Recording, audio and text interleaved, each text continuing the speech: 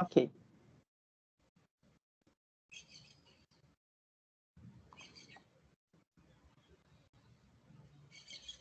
Então, pessoal, bom dia a todos. Vamos dar início à nossa sessão de julgamento do dia 14 de julho de 2021, da primeira turma da terceira Câmara da segunda sessão do CAF. Presentes os conselheiros, período da manhã, né? Presentes os conselheiros João Maurício Vital, Wesley Rocha, Paulo César Macedo Pessoa, Fernanda Mello Leal, Cláudia Cristina Noira Passos da Costa Develi Montes, Letícia Lacerda de Castro, Maurício Dauritin do Vale e Sheila Ares Cartacho Gomes, que votarão nessa sequência. Informando que a doutora Cláudia está aqui substituindo uma vaga aqui do nosso colegiado, que ainda não foi preenchida, e permanecerá conosco durante toda a sessão de julgamento. Na sessão de ontem, a gente havia dado início ao julgamento do item da pauta 12, e o 13 ainda da Flora Néctar Indústria, Comércio, Importação e Exportação. E aí, na ocasião, o processo saiu em vista e mesa, né? E o Dr. Wesley gostaria de tecer algumas considerações em relação ao processo. Então, eu vou passar a palavra para o Dr. Wesley, só ressaltando, era aquele processo de subrogação de fundo rural, né, Dr. João? Tem mais alguma questão, Dr. João, sobre o processo que você queira resumir? Um fundo rural, né? Não, a questão que está pendendo é o seguinte... Aquisição de produto rural, pessoa física, e a empresa é exportadora, não é isso? Isso, o doutor Wesley vai ter a posição dele. Só para contextualizar, é o item 12 e 13 da pauta, né? Isso, 12 e 13 da pauta. Aí eu vou passar para o doutor Wesley, e aí... Eu acho que o doutor João pode falar, quer falar, doutor João? Você quer só fazer um breve resumo ou não? O resumo é o seguinte, é a contribuição por subrogação do novo fundo rural, ou seja, já é com base na Lei 10.256, portanto, não é aquele fundo rural que foi considerado inconstitucional, da Lei 8.000, qualquer coisa. A empresa, e esse é um ponto importante, a empresa, ela vende mel, ela industrializa mel. Qual que é o processo dela? Ela compra de pequenos produtores rurais, vendedores de mel, e industrializa o mel, ela pasteuriza, envasa, embala o mel e vende, inclusive para exportação. Aí um dos argumentos do recurso é que ela diz, não, eu não tem essa contribuição por subrogação, porque, na verdade, eu estou comprando mel para exportar, eu vou exportar o mel, eu exporto, e juntou uma série de notas de venda para o exterior. Então, não tem dúvida de que ela exporta mel. Esse acho que é o ponto que motivou o pedido de vista do Dr. Wesley. Se o fato de ela ser exportadora de mel também implica na isenção da contribuição dos produtores rurais que ela tem que recolher por subrogação ou não. Obrigada, doutor João. Doutor Wesley. Bom, então, obrigado pela contextualização, doutor João. Bom, o que acontece? Eu acredito que, como muito bem colocado, né, da questão do fundo rural, da subrogação, compreendi exatamente a questão do processo, mas eu queria fazer uma reflexão que vai um pouquinho além disso, né, que é o fato da empresa realizar exportações, né, e aí para mim ficou muito claro aí, conforme as notas fiscais, diversos procedimentos juntados ao feito aqui, mas também estou com duas dúvidas, porque também foi juntado um mandado de segurança no processo, né, questionando justamente as exportações e a imunidade que teria direito. Ela perdeu. Ela perdeu, né? Perdeu. Perdeu? Eu vou achar a página aqui, peraí. Então, se ela perdeu, então já nem precisa avançar mais aqui, porque o que eu tinha lido aqui, em relação ao fundo rural. Mas, de qualquer forma, então, se ela perdeu, ela não teria como argumentar essa questão ali, não? Porque o que acontece? Qual é o objetivo das normas vigentes, as leis, no quesito exportação? É incentivar o comércio, né, a produção interna brasileira para o exterior.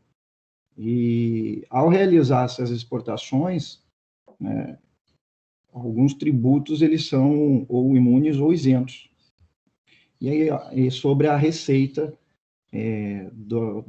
da empresa, né?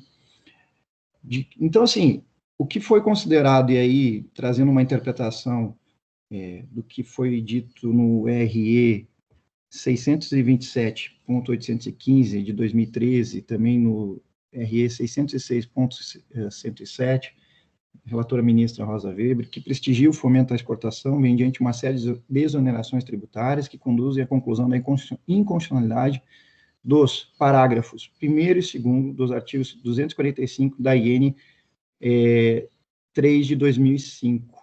Justamente essa IN está embasando no relatório fiscal ali, está embasando, né, a autuação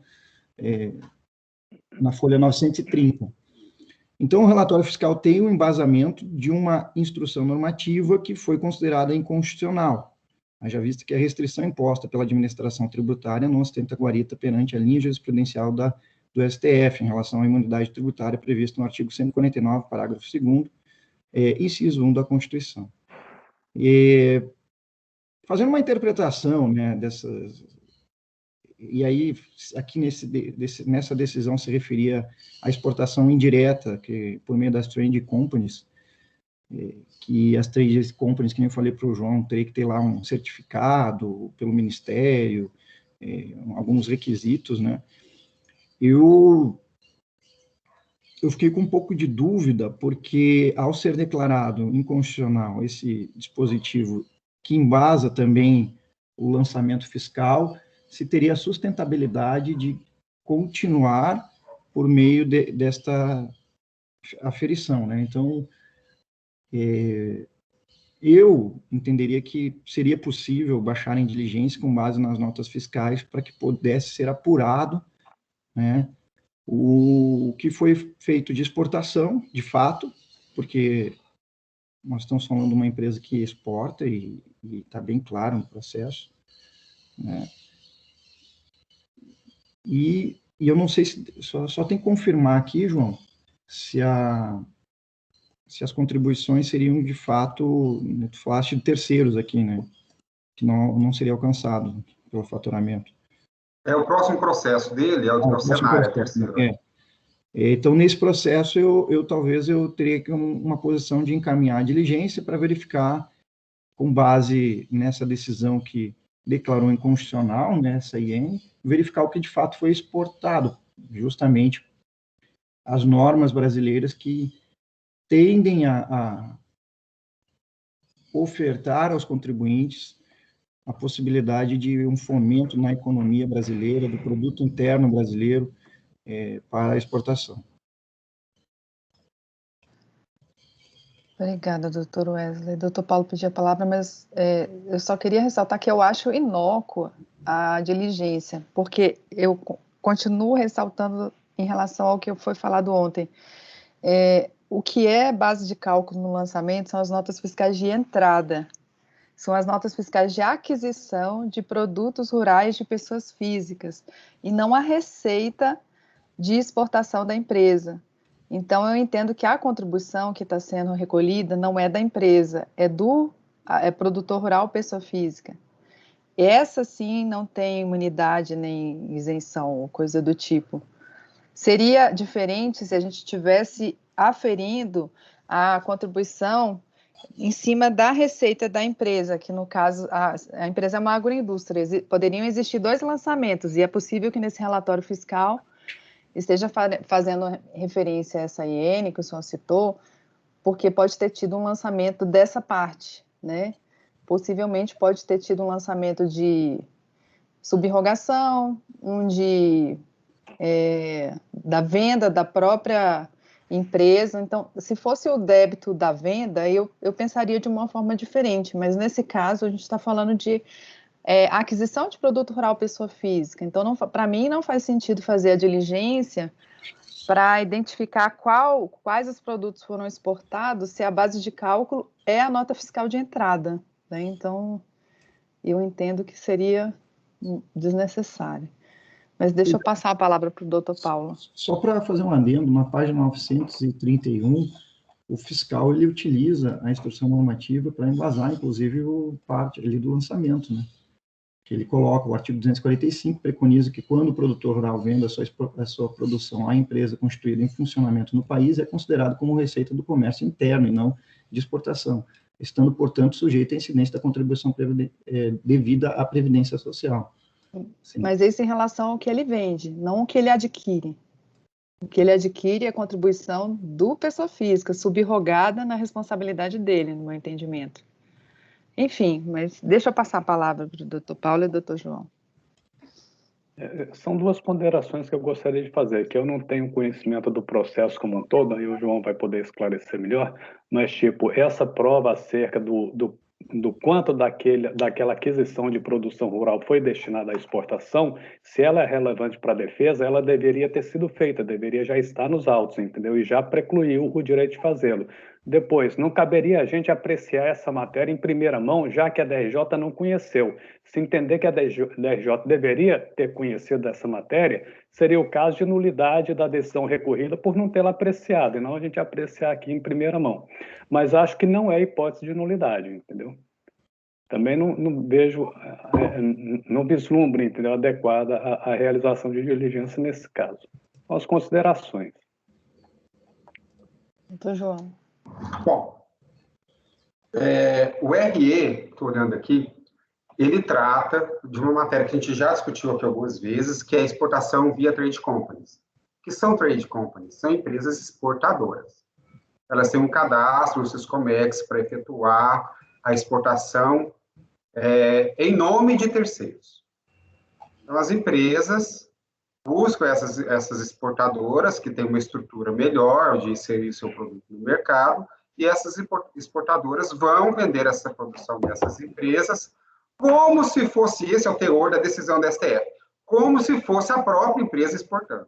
Portanto, quando a empresa vende seu produto para a trade company, ele vende exclusivamente para exportar, porque a trade company é uma empresa cujo negócio é exportar. E é essa que é o espírito da decisão, porque para o STF, a trade company é transparente, ela não existe nessa operação de exportação. Na verdade, é a própria empresa que estaria contratando um agente, é como se fosse um agente para exportar sua produção. Só que ela vende, a trade company estoca esse produto, ele compra de várias empresas que vão exportar, ela vende e depois a trade company vai exportar a depender da situação do mercado, do momento ideal, da cotação da moeda. Então, não é uma exportação direta. Assim. No caso de trade company, não dá para você identificar a minha produção, essa nota fiscal de venda para a trade company corresponde àquela nota fiscal, àquela invoice de exportação. Mas, por exemplo, produto agrícola. Eu posso entregar para a trade company e vender a minha produção lá de 10 mil sacas. E ela exportar 3 mil sacas agora. E estocar as outras 7. E exportar no momento mais oportuno. Então, esse é o trabalho que uma trade company faz. Ela exporta a produção que ela adquire, cujo destino é a exportação. Mas aqui a gente está falando de outro tipo de negócio. A gente está falando de uma indústria. Ela vende sua produção para o exterior também. Assim como a trade company vende produtos para o exterior. A trade company não produz. Ela compra e vende. E essa empresa, ela produz e também vende para o exterior. E quanto à receita de venda dela para o exterior, não tem dúvida nenhuma que ela está imune. A questão é, ela compra esse insumo, que é o mel, e industrializa. E aí o conceito de industrialização está no decreto, na lei número 4.502, que é a lei do IPI, que explica o que é industrialização, que, resumindo, é todo o processo que faz qualquer tipo de mudança substancial no produto, inclusive uma nova embalagem. Por exemplo, ele compra tonéis de mel e coloca em garrafinha. Isso é um processo industrial. Mas não é só isso que ela faz, ela está lá no estatuto dela. Ela vai pasteurizar o mel, vai padronizar o mel, e depois ela vai envasar e depois ela vai exportar. Então, ela é uma indústria, ela não é uma trade company. Ela não é uma empresa de exportação, ela é uma empresa de produção de mel, ela é uma indústria. E esse mel que ela está adquirindo é a matéria-prima. Sob esse raciocínio do Dr. Wesley, sempre que uma empresa exporta, vende para o exterior, todos os insumos que ela adquirir, todos, seriam imunes, não para si, imune para quem está vendendo para ela, que é o caso. Ou seja, se ela compra o papelão para fazer a caixa, né, por exemplo, de um produtor de papelão, o produtor de papelão, em relação a essa receita, não tem que pagar tributo. Esse é o raciocínio do Dr. Wesley. Não me parece que o RE alcance isso, no caso de uma indústria. Não me parece mesmo. Porque se você for analisar, a cadeia de produção ela é extensa. Então, o cara que vendeu a folha de papelão para o cara que fez a caixa de papelão, que vendeu a caixa de papelão para a indústria colocar o mel e exportar, aquele cara também está imune. E se aquele cara que faz a folha de papelão está imune, também o cara que vendeu a celulose para ele fazer o papelão está imune. E o cara que vendeu a tinta. Então, toda a cadeia nacional está imune de tributo. Porque, ao fim e ao cabo, tudo vai para exportação. Quanto à diligência, com os documentos dos autos, o processo é muito grande. Com os documentos dos autos, não me parece que seja possível fazer esse tipo de prova. Bom, concordo com o doutor Paulo, no princípio, a prova tinha que estar no processo. Ele juntou, sim, notas fiscais. O que ele não juntou é o que o doutor Wesley está solicitando, que é corresponder qual é o valor adquirido com a exportação efetuada. Acho muito difícil fazer isso. Por quê?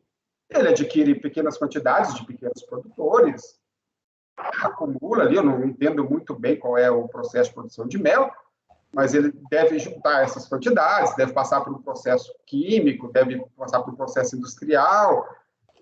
Vai ser muito difícil você identificar qual aquisição correspondeu a qual exportação, ou até mesmo se foi exportada, porque ela também vende para o mercado interno. Eu acho difícil fazer essa diligência. Na verdade, eu acho que seria quase impossível fazer. E ainda assim, se fosse necessária essa prova, ela tinha que estar nos autos, a gente teria que estar analisando ela nos autos. Mas eu acho que também não é o caso de diligência. Eu simplesmente acho que isso aqui é uma indústria que comprou um insumo e que produziu um produto e que exportou esse produto. E quanto à receita dessa exportação, ela está realmente imune. Mas quanto ao faturamento do produtor rural, que ela tem que pagar na condição de subrogada, na condição de responsável tributário, não, aí não tem imunidade, não. Porque o produtor rural não está exportando, ele está vendendo no mercado interno a matéria-prima do produto que será exportado. Eu acho que a situação é bem distinta. Pois é, então, assim, o espírito lendo o voto é justamente o que tu falaste, que é a questão de desonerar a cadeia para fortalecer e fomentar as exportações brasileiras. Então, acho que faz todo um sentido esse tipo Trade companies. Não, sim, de trade companies, mas as empresas também que realizam esse tipo de operação. E também sobre a questão do próprio fundo rural. O fundo rural foi declarado constitucional, mas nas exportações, inclusive, caiu a IN 245. Não, exportações de produtos não incidem as contribuições sociais, do que trata este capítulo, sobre as receitas decorrentes de exportação de produtos cuja comercialização ocorra a partir de 2001. Então, assim, é a IN da própria... A receita, né, no caso. Não é sobre a aquisição. Aplica-se o disposto, sim, mas é a receita, né? É a receita, não é a aquisição. A gente não pode estender para aplicar sobre a aquisição. O que a Trade Company também foi estendida. Então, assim, aplica-se, está declarado inconstitucional esse dispositivo.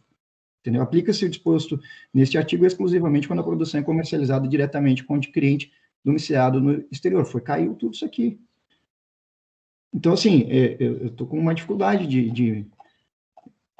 eu acho que a gente já pode colocar em votação, doutor Wesley. Acho que então, já dá para... Já que talvez a diligência não seja a mais, assim, tecnicamente favorável, ou seja, muito difícil de identificar dentro das provas do processo, eu vou abrir divergência para poder, dentro deste contexto, né, de interpretações dadas aí pelo STF, que são 3 processos, né, esse da Trade Company, mais 2 que eu até mandei aqui para o João, que fazem todo um cotejo, e dentro do voto os ministros são bem categóricos no sentido de incentivo à produção nacional para exportação.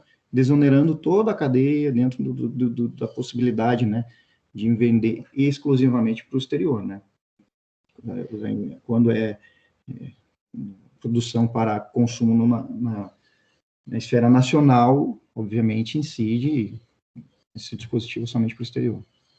Exportações.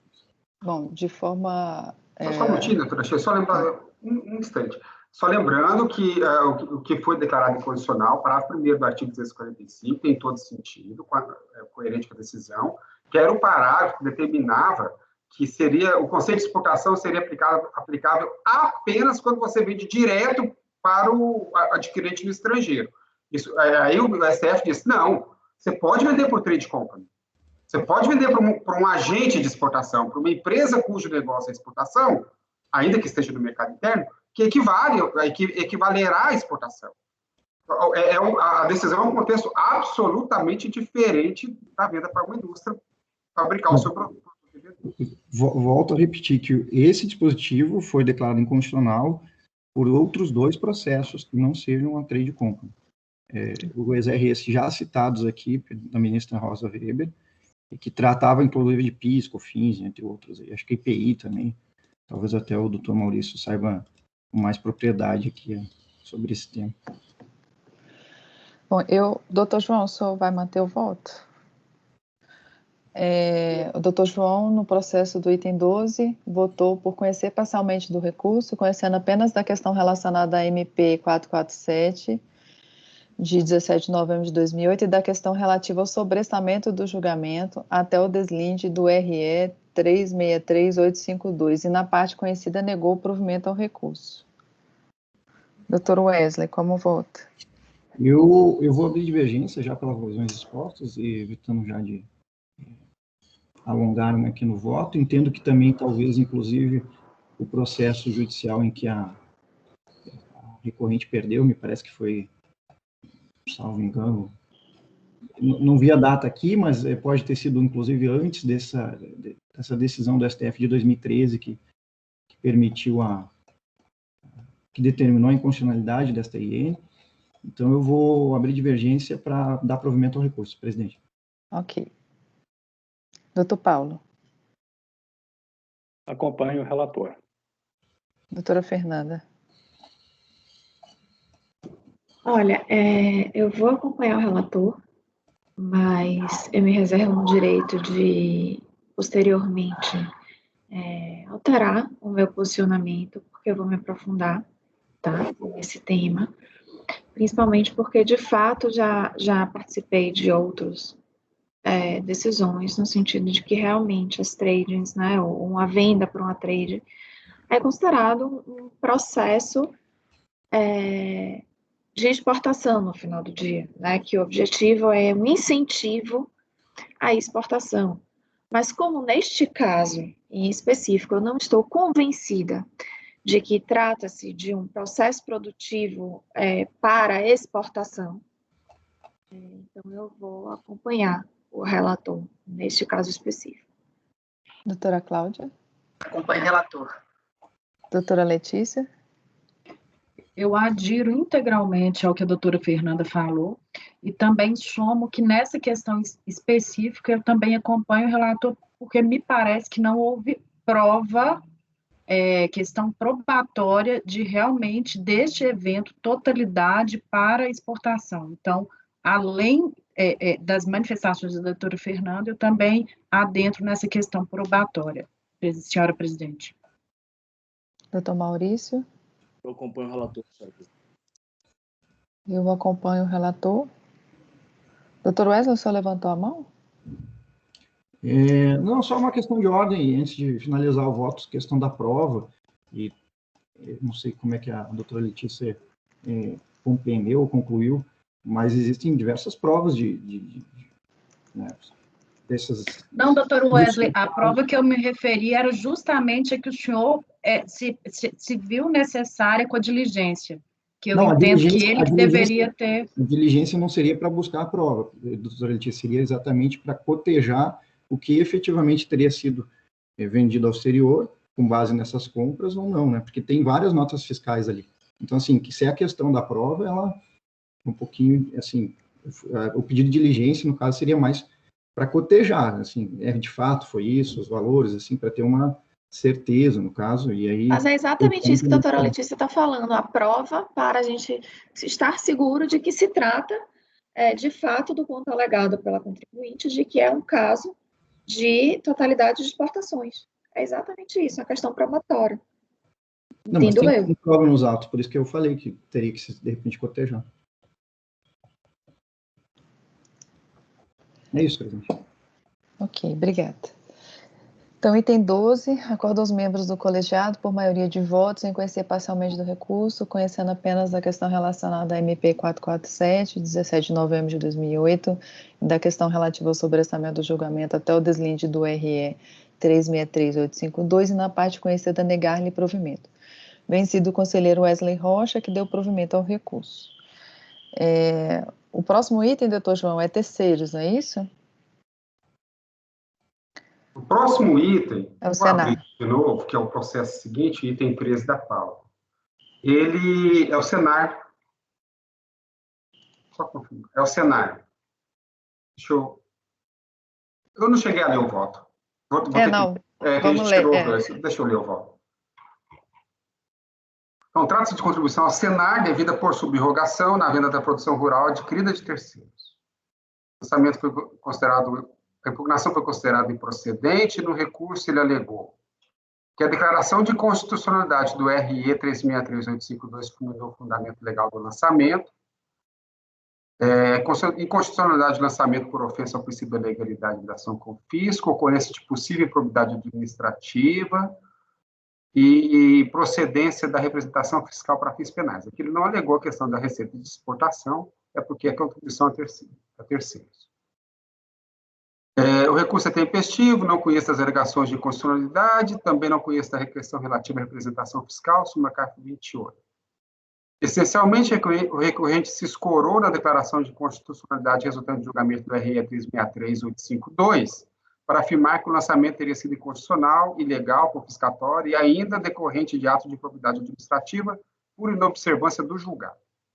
Ocorre que o lançamento em questão refere-se à contribuição ao Senar, que, como decidiu o STF, no RE 816-830, repercussão geral, não se confunde com a contribuição social patronal, objeto do julgamento do RE 363852.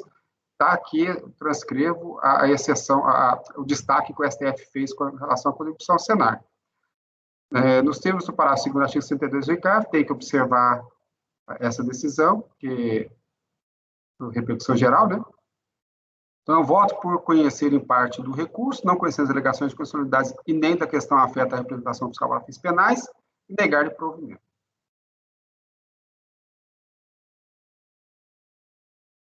Ok. Sobre esse processo, algum questionamento? Podemos colocar em votação? Sim. Doutor Wesley. Bom, nesse caso, né, as contribuições terceiros, enfim, eu vou acompanhar o relator. Doutor Paulo. Acompanho, relator. Doutora Fernanda. Relator. Doutora Cláudia. Acompanho. Doutora Letícia. Acompanho. Doutor Maurício. Acompanho o relator, senhora presidente. Eu também acompanho o relator. Acordo aos membros do colegiado, por unanimidade de votos, em conhecer parcialmente do recurso, não conhecendo as alegações de inconstitucionalidades e nem da questão afeta a representação fiscal para fins penais, e na parte conhecida negar-lhe provimento. Vou só botar aqui a data que foi julgado.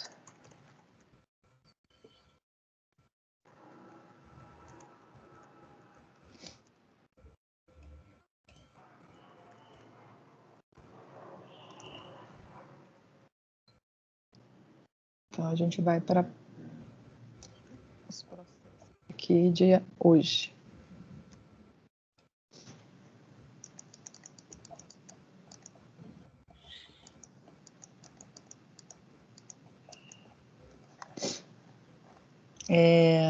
Item 41 da pauta, de relatoria do Dr. Maurício, Capixaba Eletrodomésticos.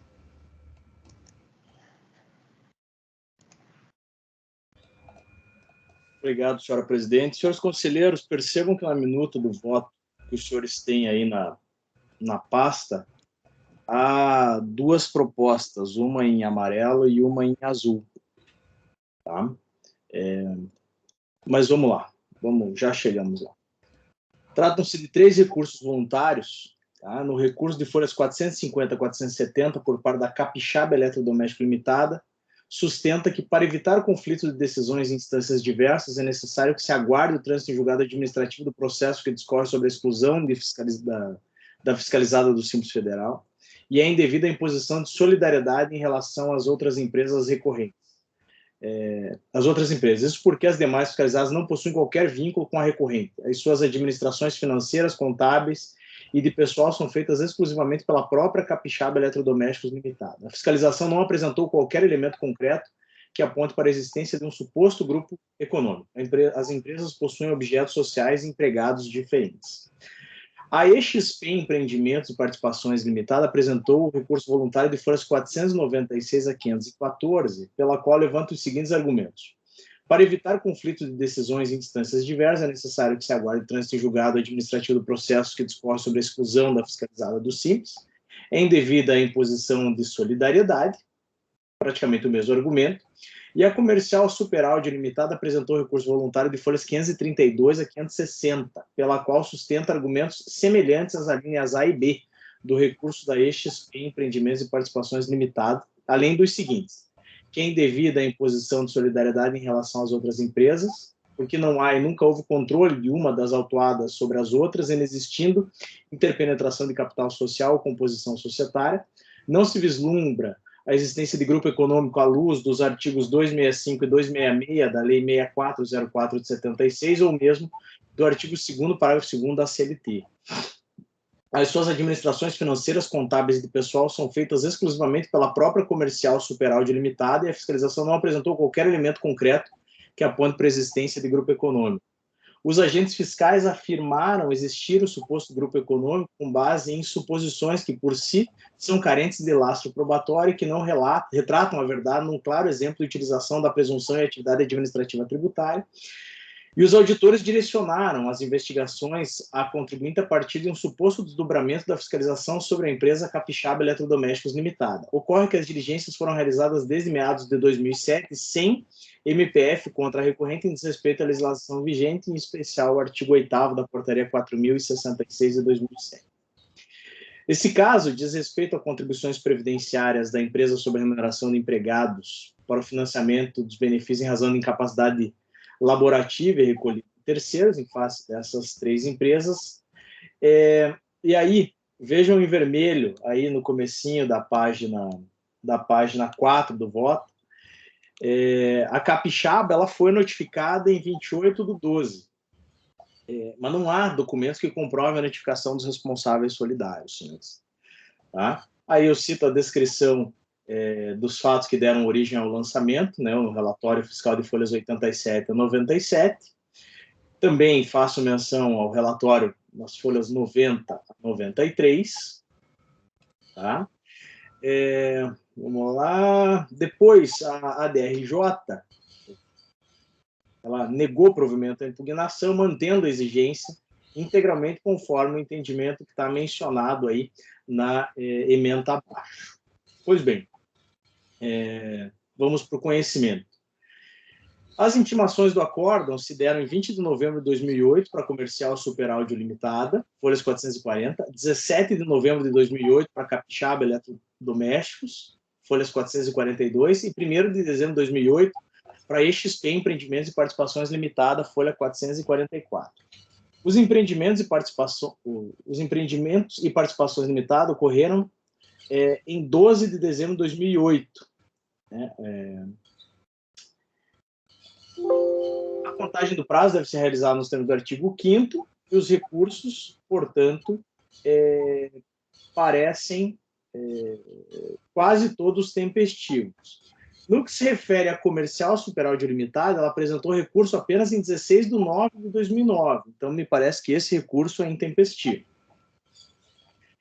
E aí que vem a questão polêmica. Nesse caso, eu faço uma primeira proposta de voto, dizendo o seguinte: no entanto, embora existam omissões de notificação do lançamento aos responsáveis solidários, não há nos autos documentos que comprovem a sua efetiva intimação, tais como cópias do aviso de recebimento, por exemplo. Com efeito, após a apresentação da impugnação tempestiva pela capixaba, os autos foram encaminhados à DRJ para julgamento.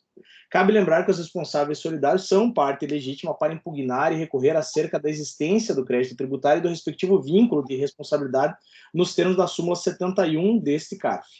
Nesse sentido, a ausência das notificações importa em cerceamento de direito de defesa e, por consequência, nulidade da decisão recorrida. Além disso, ao deixar de notificar os responsáveis solidários, a fiscalização incorreu em ofensa ao artigo 10.5 do Decreto 70.235, que elenca os requisitos essenciais para o lançamento do crédito tributário.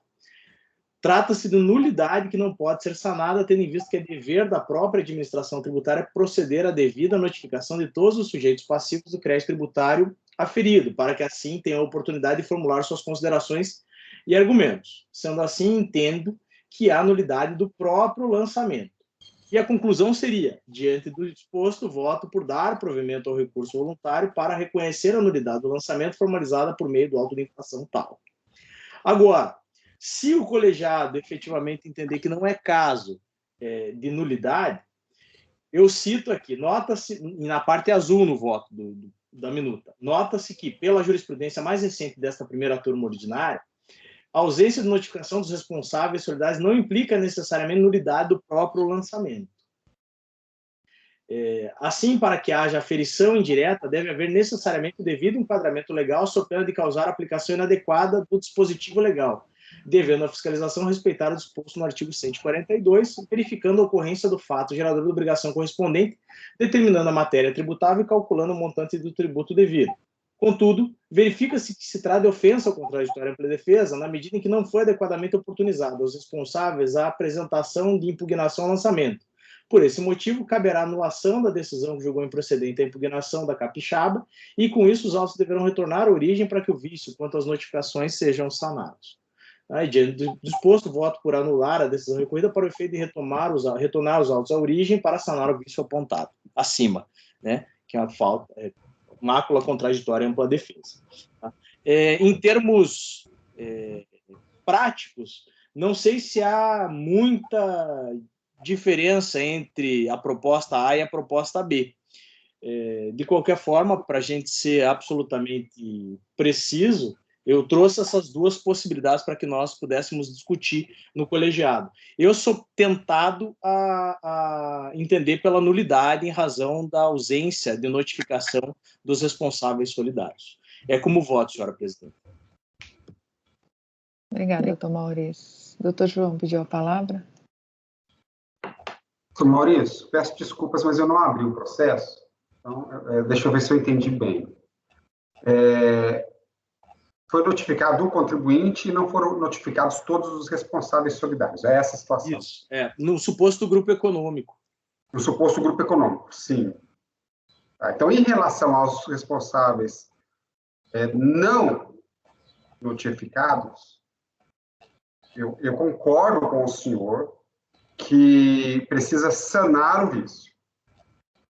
Haverá uma questão aí, que só depois de sanar o vício a gente vai poder avaliar, que é a questão da decadência.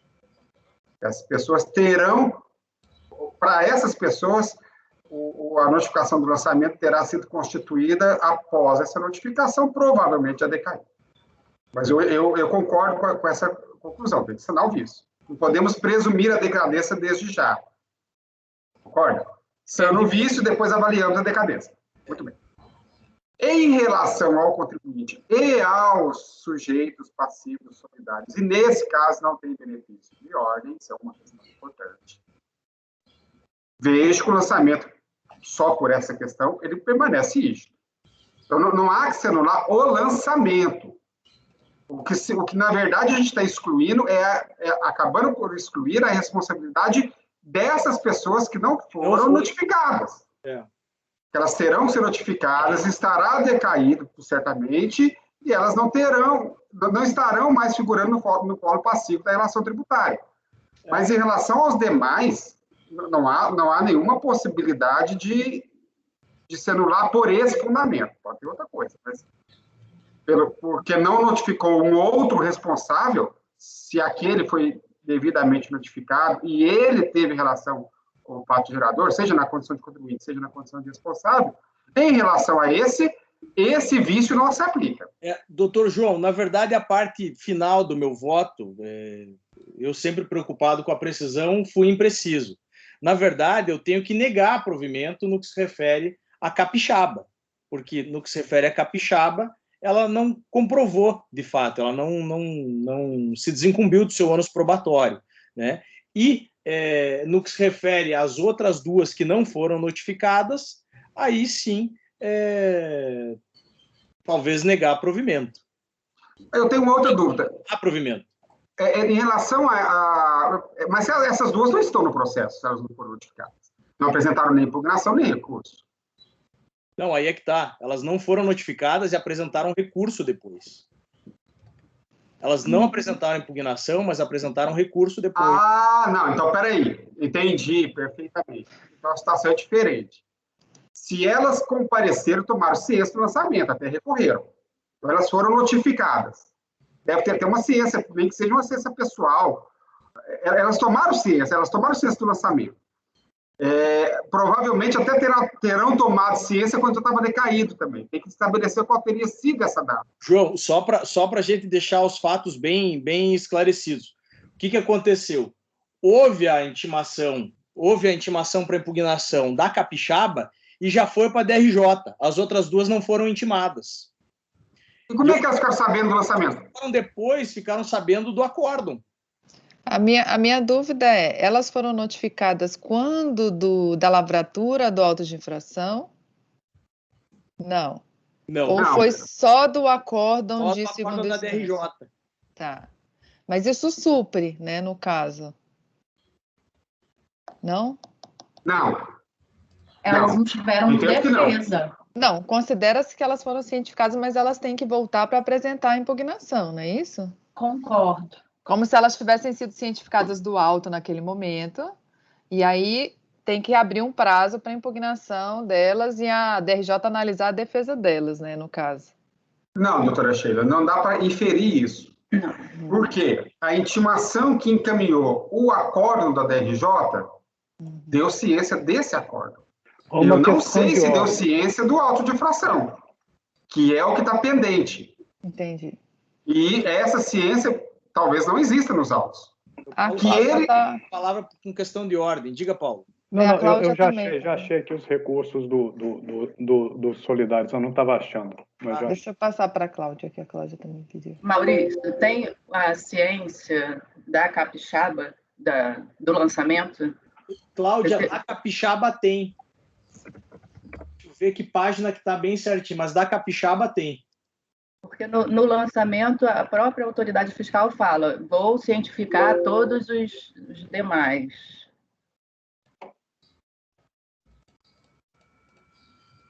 Aí, se isso, então... Seria o caso de voltar esse processo em diligência? Pois é, ou então é presunção. Se a fiscalização está falando, no item 17, eu acho, do relatório fiscal, fala, vou dar ciência. Eles não reclamam disso, de não ter sido cientificados. Então, não posso presumir que eles foram cientificados e não se manifestaram? E agora, essa manifestação, se eles não impugnaram lá, esse recurso agora deveria ser não conhecido, né? Cláudia, eu tenho dificuldade em seguir essa linha, sabe? Eu tenho que ter a comprovação de que eles foram cientificados. Mas eles vieram agora e não falaram disso, né? Não, mas então da capixaba tem. Você falou que tem o AR. Tem da folha 3. Hã? Tá na folha 3. Da capixaba tem. Eu acho que o relator está certíssimo. Tem que cumprir o requisito processual essencial em relação aos responsáveis. Mas não seria prudente encaminhar para a diligência para anexar os ARs? Eu acho prudentíssimo. João. Anexar o quê? Os ARs? Para que a unidade preparadora se manifeste quanto à ciência. Pode, porque pode até ter sido feita a notificação e não está nos autos. E não está nos autos, pode estar num dossiê. Porque no relatório fiscal ela aponta que vai dar ciência para todos. Então, senhora presidente, se puder encaminhar no sentido de baixar em diligência nos termos do voto do relator, eu coloco exatamente isso. Porque aí é possível que esses ARs estejam no dossiê físico, enfim, e não tenham sido digitalizados ou anexados ao processo. Eu acho que é temerário a gente decidir por uma nulidade ou uma questão sem a gente, pelo menos, verificar junto à unidade, ainda mais que pela questão que a Cláudia colocou, né, que... Ó, na folha 93, no item 17, aí o fiscal fala isso. Ó, dessa forma, visando garantir amplo direito, estamos cientificando desta ocorrência cada uma das empresas. Não sei. Não, Cláudia, tudo bem, mas ele tem que comprovar, né? Sim, tudo bem. Não, só assim, para justificar a diligência, assim, né? Não, mas estou absolutamente de acordo. Mudo o voto para encaminhar para a diligência para que se comprove a cientificação dos responsáveis solidários. Isso.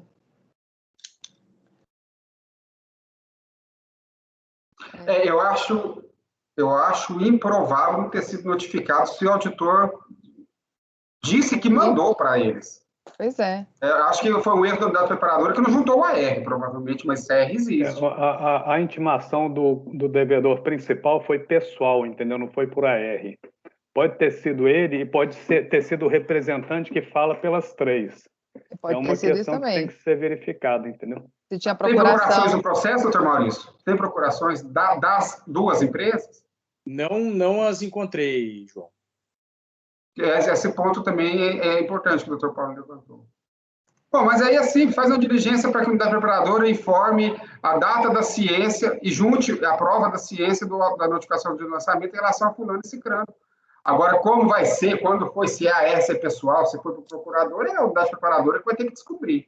Claro. Perfeito. Eu nunca vi um caso desse. Esse Joádio, não sei o que lá, é qualificado como sócio-gerente da Capixaba.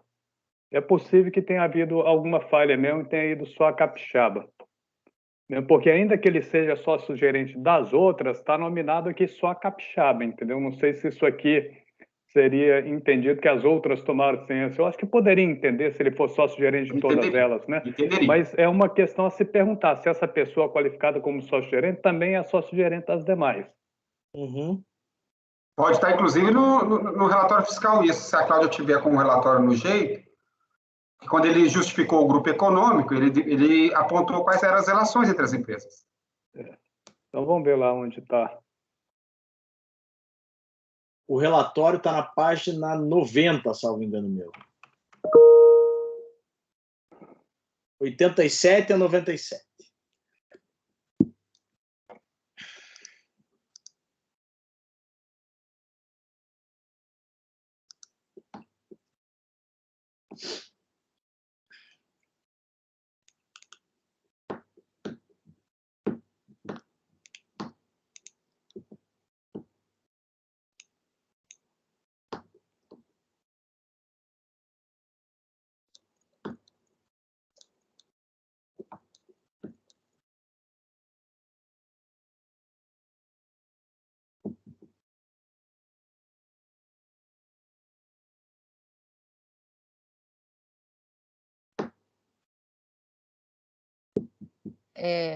A página qualquer, Maurício? É do relatório fiscal?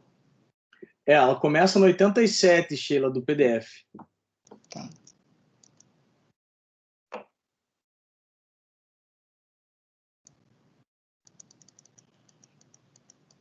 Esse já de J. Zanetti parece que é sócio-gerente de duas empresas aí, né?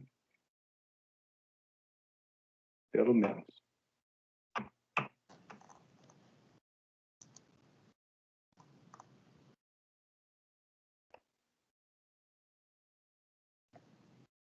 O Jackson, né? E uma outra questão que a gente também acho, já que já está mandando para a diligência, você conseguiu consultar o resultado o ato declaratório de exclusão do Simples? Já vou perguntar também. Que aí informar também como é que está, né, a questão do ato declaratório de exclusão do Simples, anexar aos autos a decisão.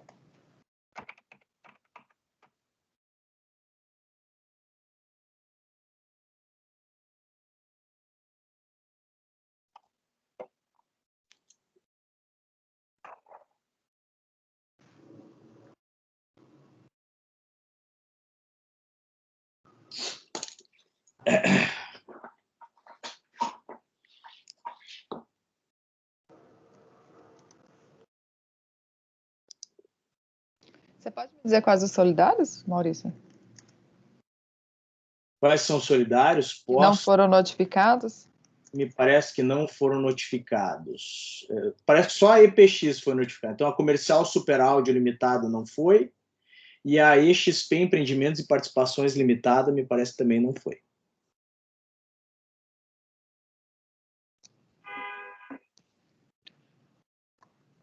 XP Empreendimentos e Participações Limitada e a Super Áudio. Comercial Super Áudio Limitada.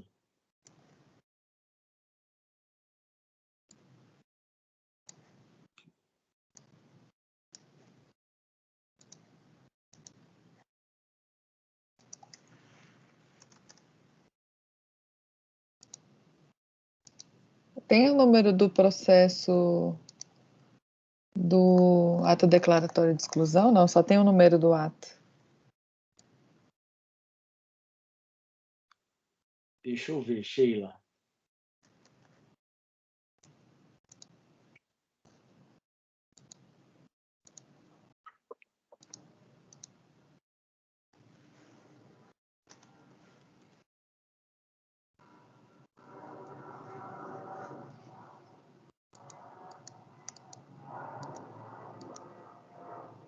Tem aqui, eu achei aqui, posso falar? Pode. 15.586 000 295 15.586 000 295 2006 51. É isso? Ah, não, peraí, não.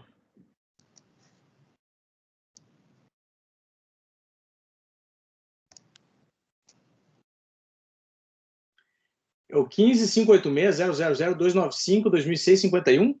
Não, agora eu fiquei na dúvida. Não, não é não. Foi o que apareceu aqui na decisão da DRJ, mas eu acho que não é isso não, peraí. Foi mal. É que esse aí, Cláudio, eu cito no próximo voto, que é o 42. Não, foi mal. Peraí.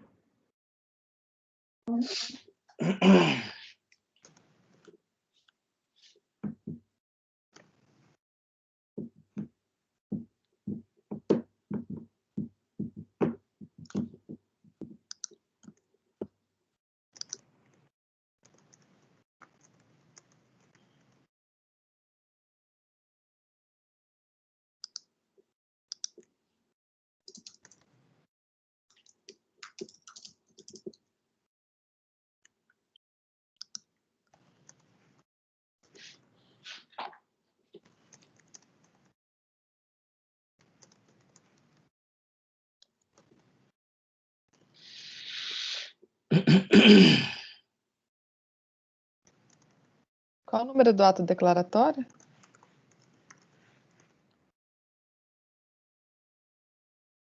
Deixa eu olhar aqui. Ver se eu acho.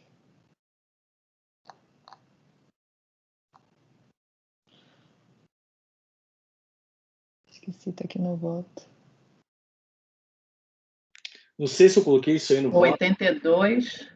82, ato declaratório, delegacia em Vitória, 82 de 6 de setembro de 2007. Aqui já está. Aqui no recurso.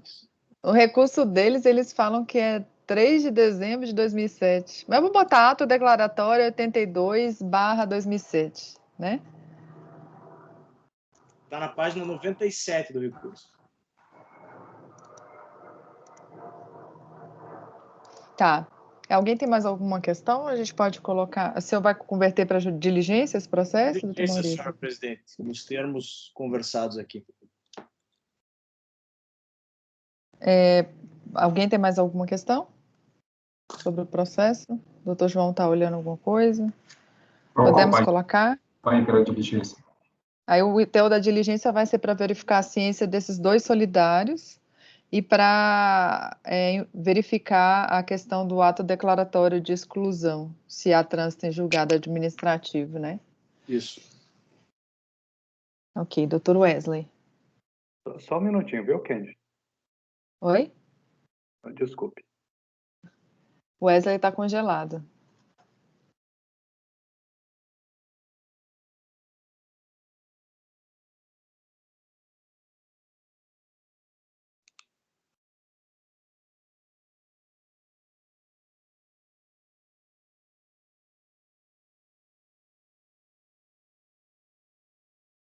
Deixa eu pensar aqui na forma como vai ficar. Então, eu pensei em colocar até o Wesley voltar. Ó. Converter o julgamento em diligência para que a unidade preparadora informe. 1. A data da ciência ao auto de infração a data da ciência do auto de infração dos responsáveis solidários XP Empreendimentos e Participações Limitada e Comercial Super Áudio Limitada. 2. Anexe. Peraí, deixa eu aqui o nome. Anexe aos autos os comprovantes de ciência. Anexar aos autos os comprovantes de ciência, né?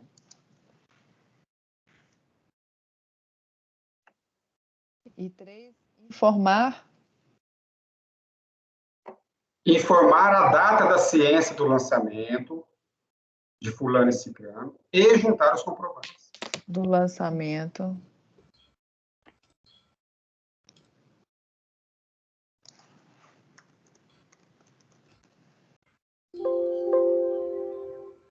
A data da ciência do lançamento dos responsáveis solidários é XP, Empreendimentos e Participações e Comercial Super Áudio Limitada.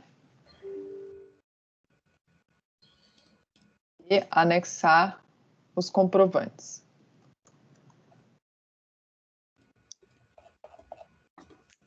Doutor Wesley, o senhor ouviu o encaminhamento? O doutor Maurício está convertendo para diligência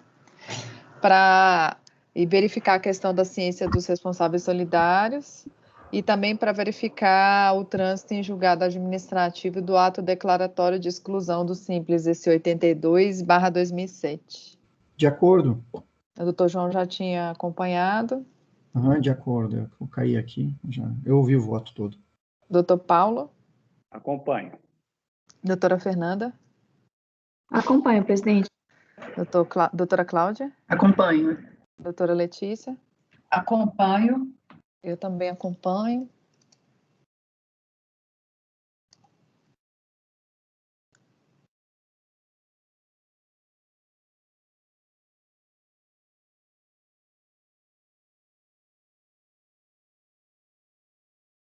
Então, vamos lá.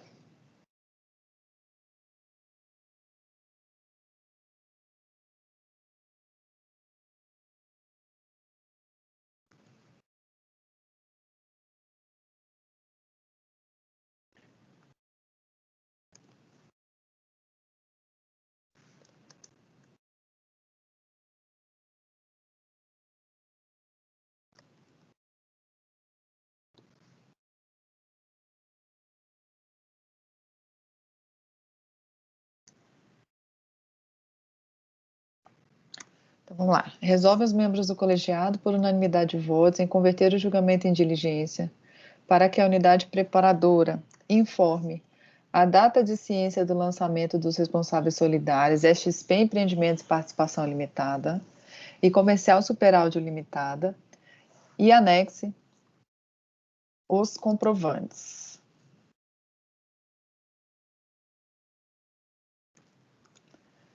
Dois, informe se há trânsito em julgado administrativo do ato declaratório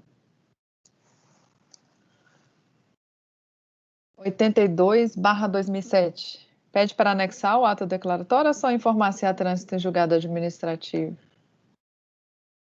Olha, eu só pediria para informar, doutora Sheila, porque na folha 97 é a menção ao ato declaratório dos autos. Então, a gente coloca informe se há trânsito em julgado administrativo do ato declaratório 82/2007. Bem como resultado, né? e anexe a respectiva decisão, né? Aos autos a respectiva decisão.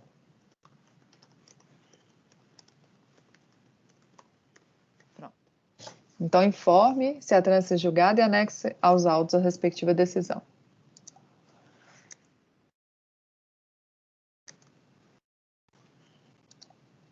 Ok.